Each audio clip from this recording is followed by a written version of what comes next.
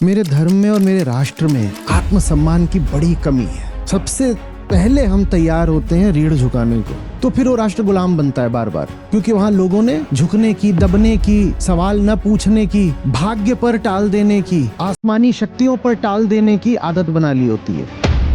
मुझे ऐसा लगता है मैं अपने जीवन के प्रति बहुत असंवेदनशील हूँ, क्योंकि जैसे जो चीज़ें सही हैं वो भी नहीं हो पाती हैं। मतलब एक ही गड्ढे में बार बार गिरना, फिर भी नहीं समझ में आना, तो ऐसा लगता है कुछ नहीं है, खाल मोटी है, लतखोर है, पढ़ रही है, जिंदगी से पढ़ रही है, क्या फर्क पड़ता है। आप लोग तो अपना वास्तविक हित पहचानिए और उसके लिए अड़ना सीखिए, लड़ना सीखिए। ये शराफत का ढोंग हटाइए। क्या जवाब दूं मैं? जिंदगी पीट रही है, हमें पिटने से कोई एतराज ही नहीं, तो मैं क्या जवाब दूं? तो आप बताइए, आपके कंधे इतने कम चौड़े क्यों हैं? ये कैसे हो गया? ईरानी महिलाएं देखी, ईरान के पहलवान ओलंपिक्स में बहुत जीतते हैं। अगर हम वही हैं तो आप ऐसी कैसे हो गई? ये किसने किया? नमस्ते चाचा जी। मेरा प्रश्न ये है, मेरा नाम निकिता है। मेरा प्रश्न ये है कि जैसे जब तक कुछ कामों के लिए जब तक बाहर से कोई प्रभाव ना डाला जाए, वो काम हो नहीं पाते हैं। जैसे कि मतलब पढ़ाई एक है, पर साथ ही साथ कुछ काम ऐसे भी हैं जिनके लिए कोई प्रभाव की जरूरत नहीं पड़ती, आलस इत्यादि के लिए। तो इसको जब मैं देखती हूँ तो मुझे ऐसा लगता है कि अ, स्वयं से या जीवन से मतलब जरा सा भी प्रेम नहीं है, ये समस्या है। पहले बोध आता है फिर प्रेम आता है, पर बोध के आने से पहले भी एक प्रेम होता है। तो उसके लिए थोड़ी अस्पष्टता चाहिए। और यही लगता है कि मतलब मुझे ऐसा लगता है मैं अपने जीवन के प्रति बहुत असंवेदनशील हूँ, क्योंकि जैसे जो चीज़ें सही हैं वो भी नहीं हो पाती हैं। कि मतलब ऐसा लगता है कि जीवन में मतलब खुद से जैसे थोड़ा सा भी मतलब एक ही गड्ढे में बार बार गिरना, फिर भी नहीं समझ में आना, तो ऐसा लगता है कि जैसे खुद से ही जरा सा भी कोई संवेदनशीलता ना हो। मुझे लगता है यही बोध के रास्ते में बार बार बाधा बन जाती है। तो इसके लिए थोड़ी स्पष्टता चाहिए थी। एक एक करके बताइए, क्या कहना चाहती हैं? पहले तो ये जैसे कि आपने कहा था कि जैसे बोध के आने के पहले बोध नहीं बोला था, पहले कुछ और बोला था हाँ, आपने। तो जैसे कि प्रभाव बोला था कुछ। हाँ, बाहरी प्रभाव की जो जैसे या तो बाहर से कोई डेडलाइन तो मिले। आदत लग गई है ना भीतर से। जब इंजन संचालित होता ही नहीं, पूरी व्यवस्था जंग खा गई है। वो गाड़ी चलती ही धक्का मार के है। वो गाड़ी बाहर से ही धक्का खा के चलती है, इंजन का इस्तेमाल नहीं हुआ कब से। सब जंग खा के बैठा हुआ है ना। अब हालत ये है कि उसको ढलान पे छोड़ दो तो भी बाहरी ही प्रभाव है, गुरुत्वाकर्षण। चलेगी तो बाहरी दम पर ही चलेगी। लेकिन अगर आपको उसको रिपेयर के लिए ले जाना है, मरम्मत के लिए वर्कशॉप ले जाना है, तो भी बाहरी बल ही लगाना पड़ेगा। अब अगर उसका भीतरी बल भी सक्रिय करना है, आप उसको लेके जाओगे वर्कशॉप, वो उसका इंजन ठीक करेंगे, पर उसका भीतरी केंद्र भी जागृत हो सके, सक्रिय हो सके, इसके लिए पहले बाहरी ही उस पे कुछ प्रभाव, कुछ बल लगाना पड़ेगा। तो अब सवाल भीतरी बनाम बाहरी का नहीं रह जाता। जब बाहरी धक्कों से, प्रभावों से ही चलने की आदत पड़ जाती है, तो फिर सवाल ये नहीं रह जाता कि जो ऊर्जा मुझे संचालित कर रही है वो भीतरी है या बाहरी। अब निश्चित हो जाता है कि होगी तो बाहरी ही। सवाल दूसरा हो जाता है, हालांकि सवाल अभी बहुत सार्थक है। अब सवाल ये हो जाता है कि जो बाहरी ताकत है आपको जो धक्का दे रही है, वो आपको गड्ढे की ओर ले जा रही है या वर्कशॉप की ओर? अब ये सवाल है, क्योंकि बाहर से भी आपको दोनों दिशाओं में ले जाया जा सकता है। भीतर से तो पक्का ही है कि कोई सार्थक दिशा को ही जाओगे, वो तो भीतर की बात हो गई। जो भीतर से जागृत हो गया, हम्म उससे तो अब पूछने की भी जरूरत नहीं कि दिशा क्या तेरी, वो सब जानता है अपनी दिशा, वो भीतर से चल रहा है। पर भीतर से तो हमारा चलने का कब का अभ्यास छूट गया, हमने तो दूसरी चीज में बिल्कुल प्रवीणता ले ली है ना। तो अब सवाल ये होना चाहिए कि बाहर से जो आ रहा है उसमें विवेक कैसे लगाएं, कैसे चुने कि कौन हमें हाथ लगाएगा, हम किसकी संगत में जाएंगे, किसको अपने कान देंगे, किसको अपना ध्यान देंगे। अब ये हो जाता है प्रश्न। ठीक है, बाहर ही तो है, अब खेल है तो है, क्या कर सकते हैं, इतनी उम्र हो गई अभी तक। भीतर की ओर देखोगे तो घुप अंधेरा दिखाई देगा, वहां कोई अब प्रकाश दिखाई नहीं देगा कि उससे दिशा मिले। अब स्वयं से पूछोगे क्या करें, तो वहां भी दूसरों की आवाजें ही सुनाई देंगी कि मैं सोचने बैठी इस दिशा में, इस स्थिति में क्या करना चाहिए। तो मुझे लगा मम्मी ने ये बोला है, बुआ ने ये बोला है, ताऊ ने ये बोला है, अध्यापकों ने ये बोला है, दोस्तों ने ये बोला है। यही भीतर भी घुस गए हैं जब बाहर वाले, तो भीतर जैसा भी कुछ बचा नहीं है। भीतर जो है होगा कोई छोटा सा ऐसे टिमटिमाता दिया, और उसके ऊपर परत दर परत अंधेरे चढ़कर बैठ गए हैं, तो भीतर अब कुछ आपको दिखाई नहीं देगा। तो बाहर की ओर ही थोड़ा विवेक रख लो कि किसको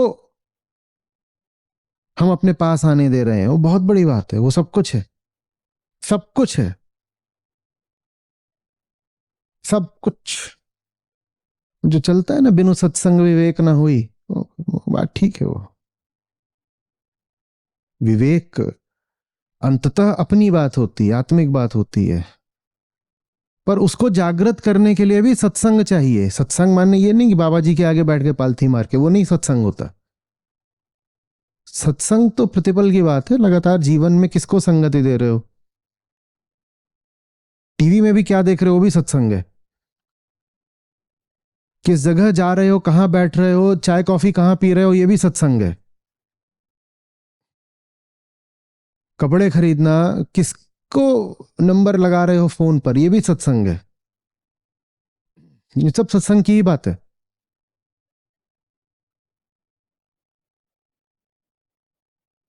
आ रही बात समझ में? तो ये शिकायत मत करिए कि मैं क्या करूं, बाहरी प्रभावों पर ही चलती हूं, ये कोई शिकायत अब वाजिब नहीं रही। अभी तो कुछ समय तक कम से कम गाड़ी चलेगी बाहरी धक्के से ही। सवाल ये होना चाहिए कि धक्का देके उसको वर्कशॉप की ओर लाया जा रहा है या गड्ढे की ओर लाया जा रहा है। वर्कशॉप की ओर लाया जा रहा है तो सत्संगति है। वर्कशॉप की ओर लाया जा रहा है तो इसका मतलब ये है कि धीरे धीरे अब धक्के की जरूरत कम होती जाएगी, अपना ही इंजन ऑन होता जाएगा। अब मरम्मत में जितना समय लगे वो निर्भर करता है कि कितना कूड़ा कर लिया है गाड़ी को। पर गाड़ी जब तक आप सांस ले रहे हो, इतनी कूड़ा कभी भी नहीं हो जाती कि वो अब इररिपेरेबल हो जाए, माने मरम्मत से आगे की बात हो जाए, ऐसा नहीं होता।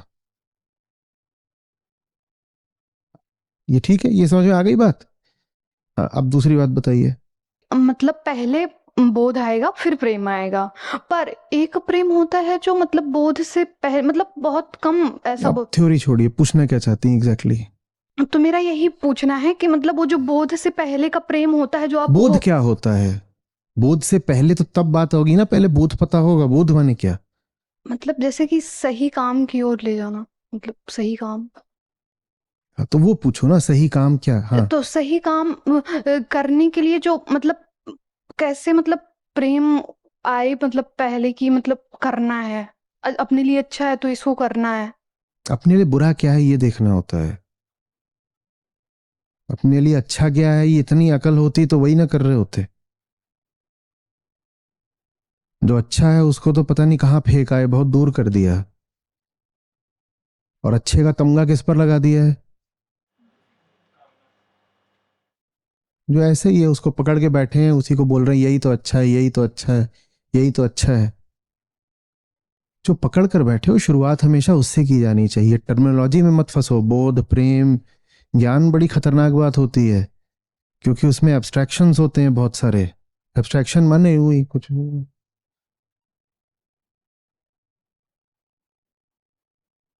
मैं तुरियातीत निकल गया हूं।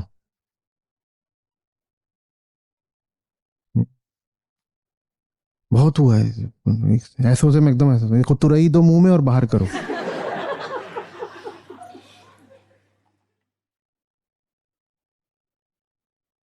सीधी बात, जमीन की बात करो, ठीक है।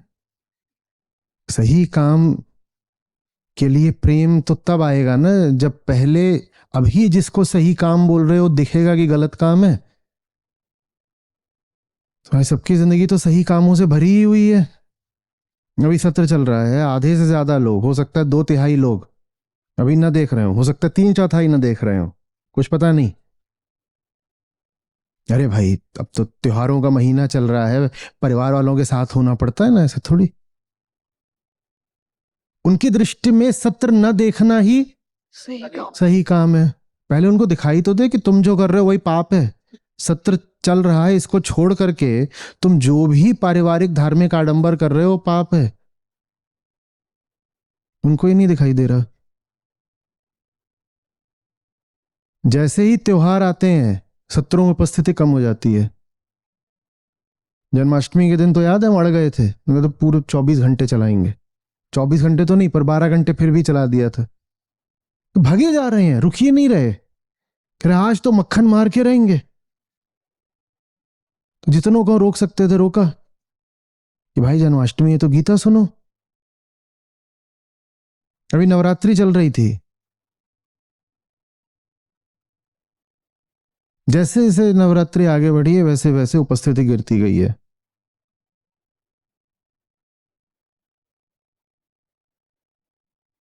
उनकी दृष्टि में भागना ही अच्छा काम है। उनको पहले समझ में तो आए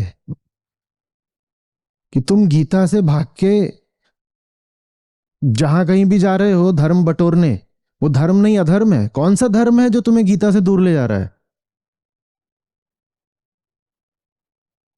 क्या करने जा रहे हो? आप ही लोग हो जो भगते हो। अरे उस दिन परिवार का दिन होता है ना, बुआ, जितने भी मतलब सबसे व्यर्थ के नमूने हो सकते हैं उस दिन आप उनके हो जाते हो। ये भी नहीं कि आप वो आपके हो जाएं, ये भी नहीं कि आज आई हो बुआ तो बैठो सत्र देखो, ये नहीं होगा। ये होगा कि आज बुआ आई है तो आज मुझे बुआ के हिसाब से, अरे मेहमान का दिल रखना होता है ना। तुम्हें पहले दिखाई तो दे कि सब घटिया कामों को ही पकड़ के उनको बोलते हो कि अच्छा काम है अच्छा काम है।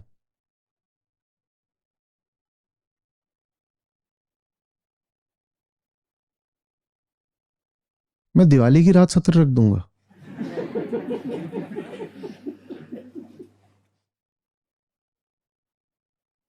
बाहर पटाखे बजेंगे, भीतर हम बजेंगे।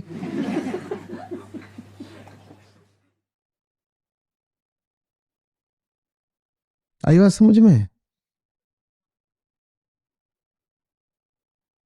पिंजड़े वाली चिड़िया प्रेम प्रेम बोले तो वो शोभा नहीं देता उसको। उसको प्रेम नहीं, उसको आग चाहिए, विद्रोह चाहिए, वही है प्रेम। वो वहां बैठ करके रोमांटिक गाने गा रही है और कह रही है नहीं, पर प्रेम तो अच्छी ही बात होती है ना, सभी को हो सकता है। तू चुप कर, ये लानत की बात है। तू बंद है पिंजड़े में और वहां तू कह रही है कि घोंसला और अंडे और चिड़ा कहाँ है मेरा, और ची ची ची ची ची ची चू चू चू चू चू चू। ठट।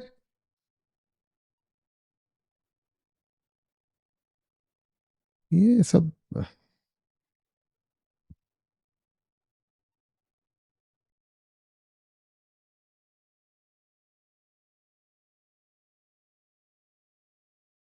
अपनी हालत की भयावहता के दिखने से ही शुरुआत हो सकती है और कहीं से नहीं।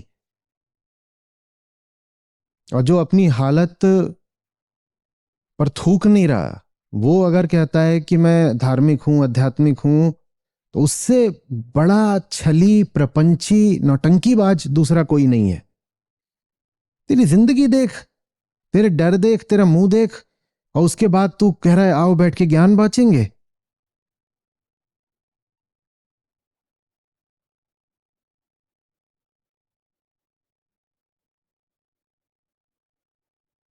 और चिड़िया को मेहनत ना करनी पड़े पिंजड़ा तोड़ने की, तो भीतर बैठ के एकदम आंख वाँख मूंद करके पालथी मार के कह रही अहम ब्रह्मास्मि, मुझे आकाश में जाना क्यों है, मैं तो स्वयं आकाश मात्र हूं।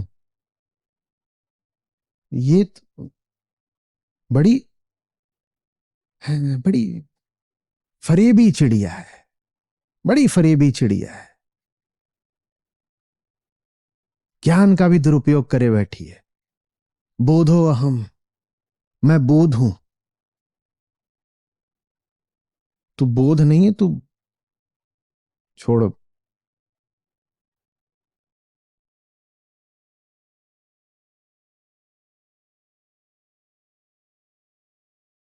ज्ञान आता है ना जब, तो वो शांत नहीं करता, वो आपको छटपटाहट से भर देता है।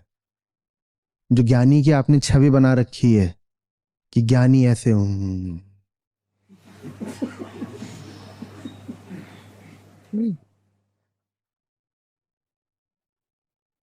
अधमरा, हिल ना पाता हो, उसी को ज्ञानी मानते हो।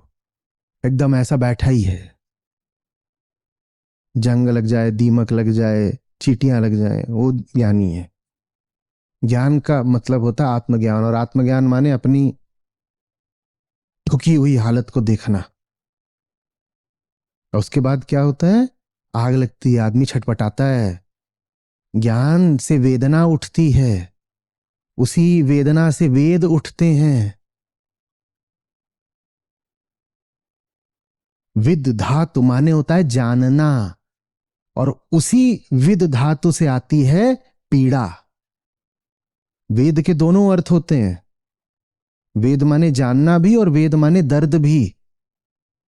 और दर्द का और ज्ञान का बड़ा गहरा रिश्ता है। ज्ञान माने दर्द,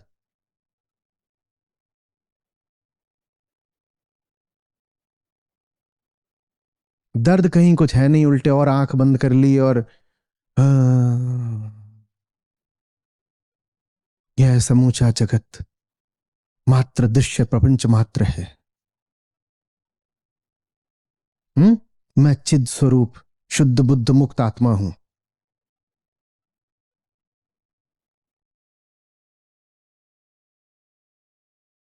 कौन कौन हो गया है चित स्वरूप शुद्ध बुद्ध मुक्त आत्मा? कौन कौन है यहां पे? सामने उठ पड़ जाना। ये देखो,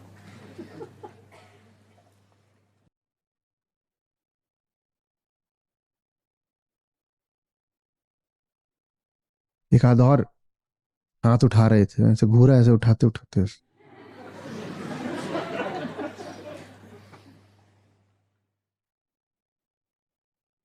ज्ञान माने वेदना, ज्ञान माने दर्द।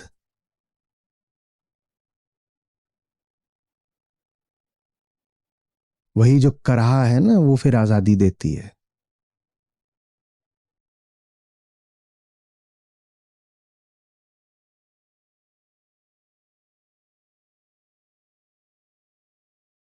इसीलिए तो ज्ञान खतरनाक होता है, इसीलिए तो लोग भागते हैं, इसीलिए तो भारत ने ऐसा ठुकराया ज्ञान को, अद्वैत को। बहुत खतरनाक होता है, सच्चाई दिखा देता है। भारत ने कहा धर्म के नाम पे हमें कल्पनाएं चाहिए मीठी मीठी, बैठ जाओ, और ज्ञानी आपको कभी मिलेगा ही नहीं। खुश खुश खुश खुश, हा हा, क्या मिठासी है, मधुर मधुर मधुर मधुर। ज्ञानी ये करता मिल ही नहीं सकता। उसे असली जिंदगी जीनी है, असली काम करने हैं, वो ये कर ही नहीं सकता। कि बैठ के अरे, अरे अब हमें क्या करना है, हमारा बेड़ा तो प्रभु पार करेंगे, अब हम तो बस शरणागत हैं, हमें थोड़ी कुछ करना है। ज्ञानी ये सब नहीं कर पाएगा। वो अब यथार्थ के धरातल पर आ गया है, वो जान गया है कि जिंदगी क्या चीज है। मीठी कल्पनाओं में और लड्डू बर्फी पेठा पेड़ा, इनमें वो खुद को अब दिलासा नहीं दे पाएगा।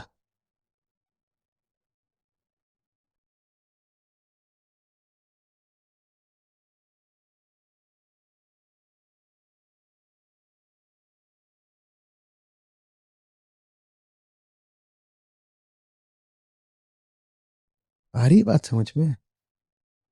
तो भारत ने ज्ञान को ही ठुकरा दिया, और वेदांत माने ही ज्ञान होता है, तो भारत ने वेदांत को ही ठुकरा दिया, फिर नहीं चाहिए। तो वेदांत को ठुकरा दिया, कहते तो हो कि धर्म हमारा वैदिक है, वेदांत को ठुकरा दिया, तो कौन से धर्म के मानने वाले हो फिर? धर्म क्या है तुम्हारा? ये जो तुम करते हो धर्म के नाम पर, ये तो चीज कहीं है ही नहीं उपनिषदों में। और जो उपनिषद कह रहे हैं वही धर्म है तुम्हारा। वो उपनिषद वेद ही नहीं है, उपनिषद तो वेदांत है। वेद की भी चोटी है उपनिषद। और आप जो कर रहे हो उसका उपनिषद से तो कोई लेना ही देना नहीं है। जो धर्म के नाम पर पूरे भारत में चल रहा है उसका तो कोई लेना ही देना नहीं उपनिषद से। तो ये लोग किस धर्म के मानने वाले हैं? ये सनातनी तो नहीं, ये वैदिक तो नहीं, ये है किस धर्म के? और इन्होंने ठेका पूरा उठा रखा है, हम ही सनातनी। तुम जो कर रहे हो वो तो किसी दृष्टि से वैदिक नहीं है। दिखाओ कहां श्रुति प्रमाण है, दिखाओ कहां श्रुति मान्य उपनिषद जो तुम कर रहे हो उसका समर्थन करते हैं। करना भी छोड़ो, तुम्हारी जो मान्यता है श्रुति उसको ही ना, तुम्हारी तो मान्यता पूरी, तुम श्रुति तो मान्यता का ही खंडन करती है। जो मान्यताओं पर चले उसे धर्म मानती ही नहीं श्रुति।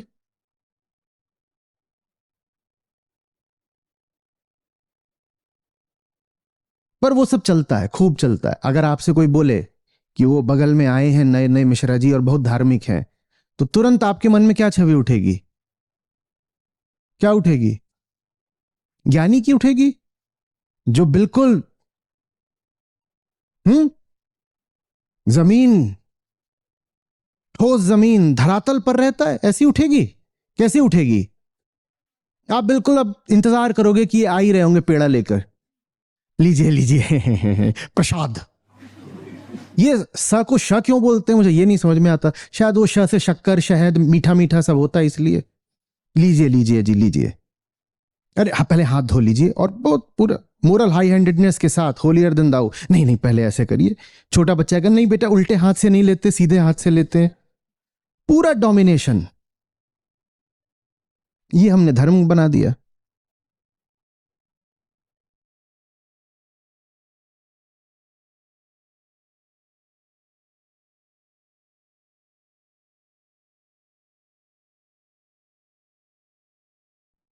और धर्म माने क्या होता है? तड़प और आग और आह और विद्रोह, वेदना, वेद, ये धर्म है।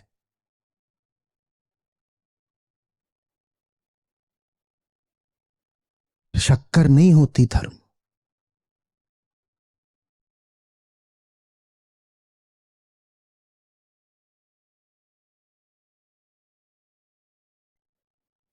और बताओ।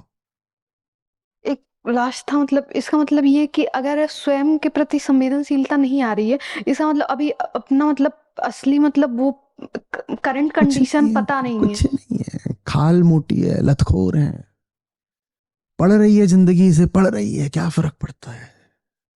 पढ़ रही है, क्या होता है? गैंडे जैसी खाल कर ली है, क्या फर्क पड़ता है? बंदर जैसा पिछवाड़ा हो गया है, क्या फर्क पड़ता है? क्या फर्क पड़ता है? वो भी तो जीव हैं। वो ऐसे जी सकते हैं तो हम भी जी सकते हैं। वसुधैव कुटुंबकम, यही है बस। आत्मसम्मान की कमी है। वो पूरी दुनिया में है, पर विशेषकर मेरे धर्म में और मेरे राष्ट्र में आत्मसम्मान की बड़ी कमी है। सबसे पहले हम तैयार होते हैं रीढ़ झुकाने को। झुकाना भी छोड़ो, तुड़वाना भी मंजूर है। क्या जवाब दूं मैं? जिंदगी पीट रही है, हमें पिटने से कोई ऐतराज ही नहीं, तो मैं क्या जवाब दूं? कोई कहे कि संवेदनशीलता की कमी है, तो अब इसके आगे तो कुछ हो ही नहीं सकता ना। संवेदनशीलता की कमी का मतलब होता है मेरी जो हालत है वो मुझे स्वीकार है। मुझे अगर पड़ती भी है तो मुझे महसूस नहीं होता, तो अब तो कुछ हो ही नहीं सकता। इसका मतलब है कि आप मुर्दे हो। मुर्दे को कितना भी मारो उसे महसूस होता है, तो बस आप तो फिर खत्म हो गया, कहानी खत्म हो गई। आत्मसम्मान का मतलब होता है भाई जिंदगी है, और अगर मैं सचमुच अपने भीतर जरा भी सच्चाई रखता हूं तो जिंदगी सम्मान योग्य है। जिंदगी इसलिए थोड़ी है कि गधे की तरह पिट रहे हो, पिट रहे हो, पिट रहे हो, पिट रहे हो, झुक रहे हो, झुक रहे हो, झुक रहे हो, झुक रहे हो। पर हमने यही सीख लिया धर्म के नाम पर, है ना? तो इसलिए अब झुकने में हमें शर्म भी नहीं आती, क्योंकि उस झुकने को हम किसका नाम दे देते हैं? धर्म का नाम दे देते हैं। भारत के साथ ये बड़ा धोखा हो गया है कि धर्म है हमारा वैदिक, वेदांत, औपनिषदिक, पर नाम हमने ले लिया है वेदांत का, और काम हम सारे वो कर रहे हैं, मान्यताएं हम सारी वो रख रहे हैं जो बिल्कुल भी श्रुति सम्मत नहीं है। वेदांत कहता है झुक मत जाना किसी हालत में, और धर्म हमारा हो गया है हजारों के सामने झुकने का। वही हमारा राष्ट्रीय और धार्मिक चरित्र बन गया है। दास बन जाओ।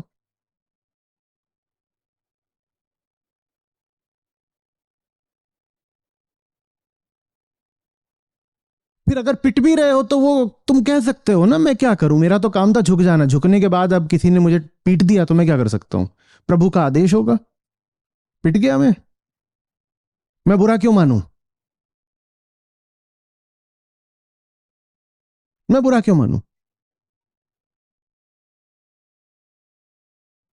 प्रभु की लीला है, प्रभु की लीला नहीं है, तुम्हारे अहंकार की माया है।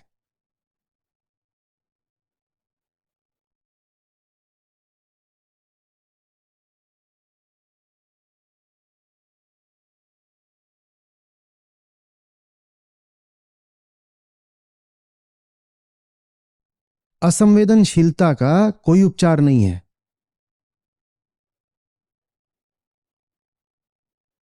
उसका जो फिर उपचार होता है वो बहुत कठिन और बहुत महंगा होता है। उसका फिर उपचार ये होता है कि आपको जब फर्क ही नहीं पड़ता, किसी भी तरह का अन्याय हो रहा है, गरिमा छीनी जा रही है, जीवन विरुद्ध सब कुछ हो रहा है और आपको सिखाया जा रहा है, तो फिर ये होता है कि किसी को अपना खून देना पड़ता है ताकि थोड़ी तो आपके भीतर संवेदना पैदा हो।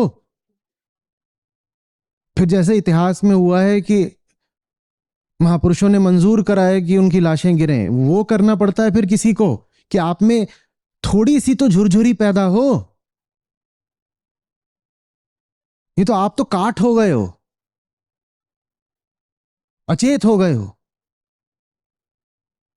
बोलो वो करवाना है, वो उसकी जरूरत पड़ती रही है इतिहास में बार बार।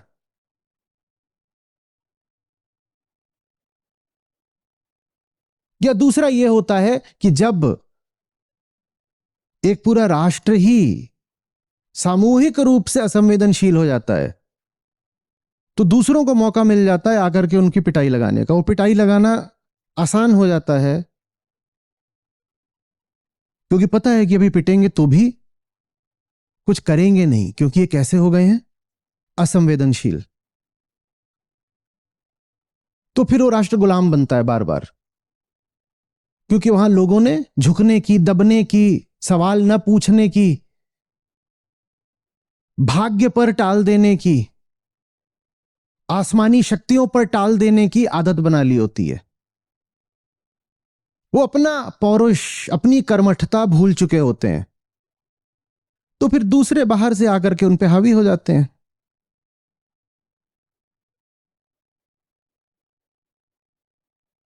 तो कोई आपका भला चाहता होगा, वो ये करेगा कि वो अपना प्राण देगा आपके सामने ताकि कुछ तो आप में स्पंदन पैदा हो, और जो आपका भला नहीं चाहता होगा वो आगे सीधे आप पे कब्जा कर लेगा, और उसे पता है कि आप विरोध भी नहीं करोगे क्योंकि आप में कोई गरिमा, कोई आत्मसम्मान तो बचा ही नहीं है। आत्मसम्मान तो सवाल पूछता है ना, वो कहता है तू कुछ बोल रहा है, ऐसे कैसे मान लूं, मेरी भी कोई हस्ती है, कोई वजूद है। विरोध नहीं कर रहा, सवाल कर रहा हूं, जवाब दे। तू कह रहा है ये मान, ऐसे जी वैसे जी, ये सब कर, समझा दे। इतनी सी बात है। इतना भी अगर नहीं करोगे तो फिर तो दो में से एक ही चीज होगी, कोई प्यार करने वाला मिल गया तो वो तुम्हारे लिए जान दे देगा, और कोई अत्याचार करने वाला मिल गया तो वो आके तुम पर कब्जा कर लेगा। ज्यादा संभावना अत्याचार वाले की है। वो आएगा, फिर से गुलाम बनाएगा, और उन्हीं कारणों से बनाएगा जिन कारणों से बार बार बने 1000 साल तक। कारण धार्मिक है, कारण है जो वेदांत के साथ हमने गुस्ताखी करी है, वही कारण है। धर्म होना चाहिए था आत्मज्ञान को, वो धर्म न जाने क्या बन गया। वही कारण है मूल, और वो कारण आज भी साबुत है, यथावत है।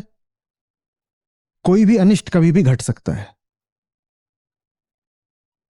जाकर के खोजना, आम आदमी जिसको धर्म कहता है, ये आ कहां से गया। हैरान रह जाओगे जान के कि क्या हुआ है। बहुत बड़ा धोखा हुआ है, बहुत बड़ा धोखा हुआ है। खोज के लाओ वो धोखा किसने किया और कैसे हुआ। आम आदमी जिसको धर्म कहता है, धर्म तो यहां हम पढ़ रहे हैं, ठीक, वेदांत तो आपके सामने है, और आपको इसका कोई मेल दिखाई देता है लोक धर्म से? तो खोज के लाओ कि ये लोक धर्म कहां से आ गया। धर्म तो ये है, वो कहां से आ गया, खोजो तो। और झटका खाने को तैयार हो जाओ जब पता चलेगा कहां से आया।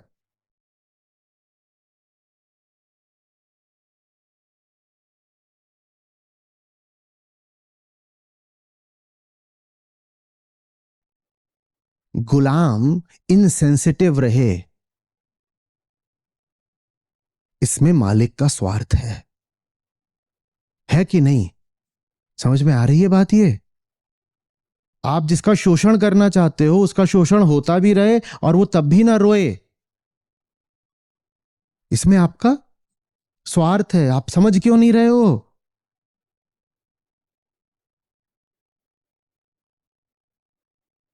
जिन परंपराओं में जातियों का, महिलाओं का शोषण निहित हो, वो परंपराएं स्वयं ऐसा इंतजाम करेंगी कि आदमी असंवेदनशील हो जाए ताकि विरोध ना करे। और तरह तरह की फिर कहानियां बना दी जाएंगी कि विरोध क्यों नहीं करना चाहिए, कर्मफल है, ये है, वो है, 50 बातें हैं।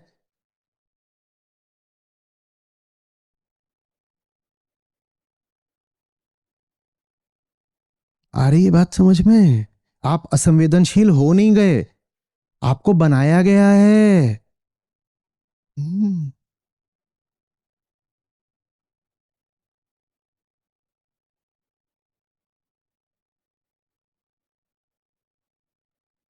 उसी के लिए ये सब बातें होती हैं कि अरे अब नारी पैदा हुई हो, कुछ बातें तो सहनी पड़ेंगी ना, इतना क्या तुम बवाल कर रही हो।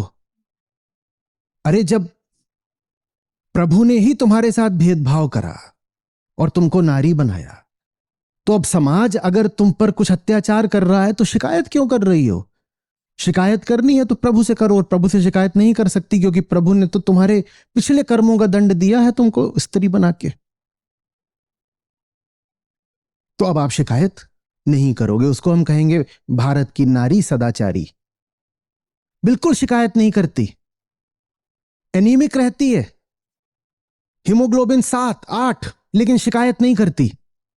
महान है भारत की नारी। और जिन्हें शोषण करना है वो ये सब सुन रहे हो, मुस्कुरा रहे, कह रहे बढ़िया है।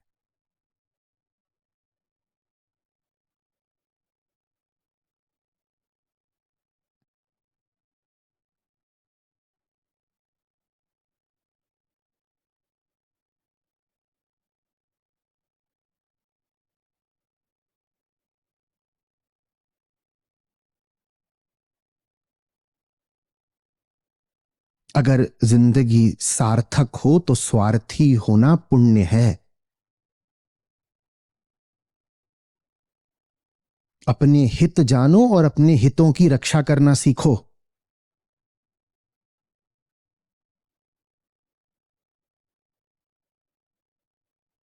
निष्कामता हमेशा, हमने क्या कहा है, किसके बाद आती है? आत्मज्ञान के बाद।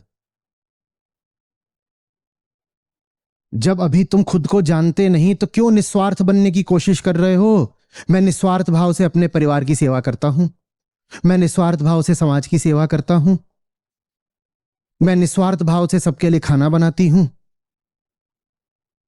निस्वार्थता तो आ सकती है सिर्फ आत्मज्ञान के बाद।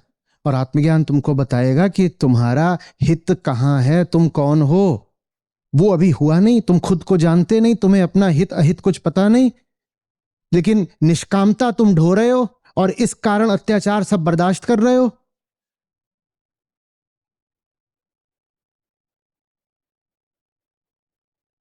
निष्काम भी वही हो सकता है जो अपना हित जानता हो, फिर वो छोटी चीजों के पीछे नहीं भागता। इसको कहते हैं निष्कामता।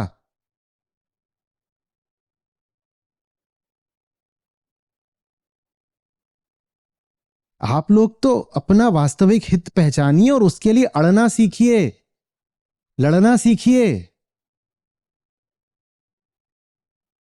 ये शराफत का ढोंग हटाइए, आपकी सज्जनता पाखंड है।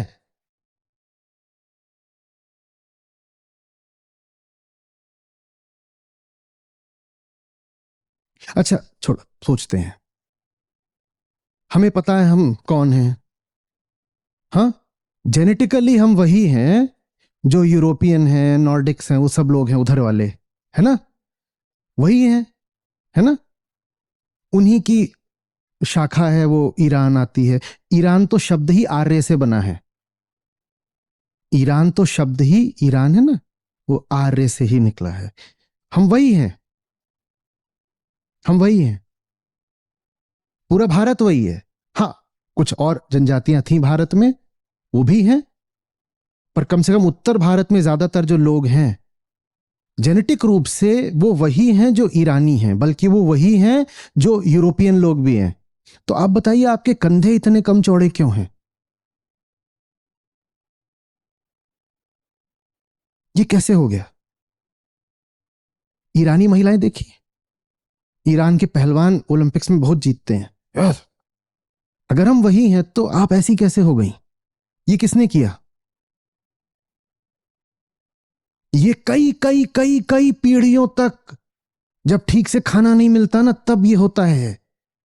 पेट ही नहीं, जीन्स खराब हो जाते हैं। ये हिया है कि हुआ है हमारे साथ।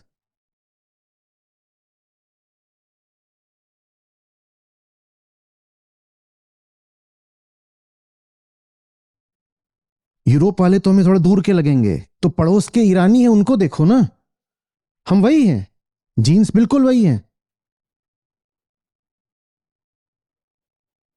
ऋग्वेद, जो ऋग वेदिक सब देवी देवता थे, और वहां पे अहुरा माजदा और जेंडावेस्टा, वो वो सब बिल्कुल एकदम निकट का रिश्ता है उनमें, जैसे भाई भाई का रिश्ता हो, कजिन्स हो। हम अग्नि की पूजा करते थे, वहां फायर टेम्पल होता था। तो हम ऐसे कैसे हो गए? हमारा कद इतना छोटा कैसे रह गया? हमारे कंधे कैसे सिकुड़ गए? ये कैसे हो गया? खासकर महिलाओं में ऐसा कैसे हो गया? और अभी भी आप गांव वगैरह में चले जाओ, वहां जो वृद्धाएं होती हैं 5 फीट की भी नहीं होती हैं, और ऊपर से कुबड़ निकल आया होगा, ऐसे चल रही होगी, वो 4 फीट की हो जाती है। कैसे हो गया? और वो बहुत खुश होगी, वो बोलेगी अरे हम तो भक्त हैं, प्रभु ने जैसी जिंदगी दी हम जी रहे हो। प्रभु ने नहीं दी है, वो एक सामाजिक साजिश है। तेरा शोषण हुआ है दादी, और तुझे पता भी नहीं है। तुझे तेरे ही खिलाफ असंवेदनशील करके जीवन भर तेरा शोषण किया गया है।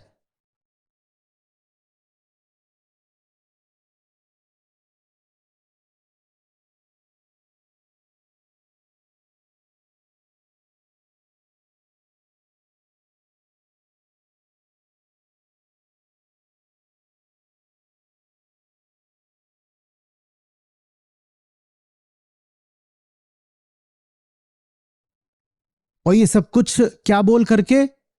निस्वार्थ होना चाहिए, परोपकार की भावना रखो।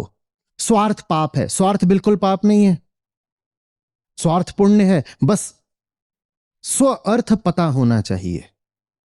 ज्ञान है तो स्वार्थ से बड़ा पुण्य दूसरा नहीं होता।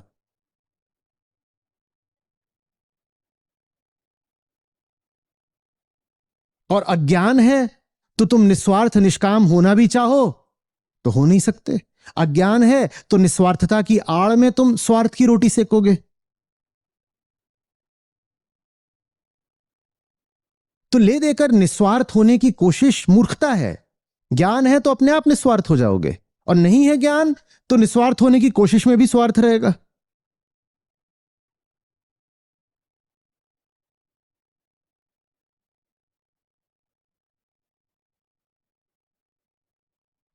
कैसे बचाएं किसी मरीज को जो बचना ही ना चाहता हो, जिसके भीतर ये भाव भर दिया गया हो कि बस तू निछावर हो जा, कुर्बान हो जा।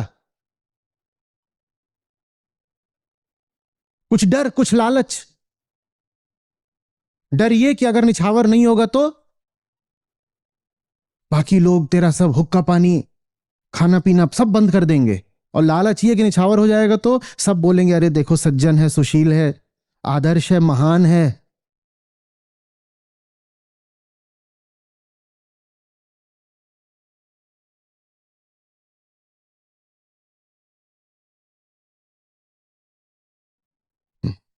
बोध। हाँ, हाँ, हाँ। ये ज्यादा जरूरी है। हम्म, हम्म।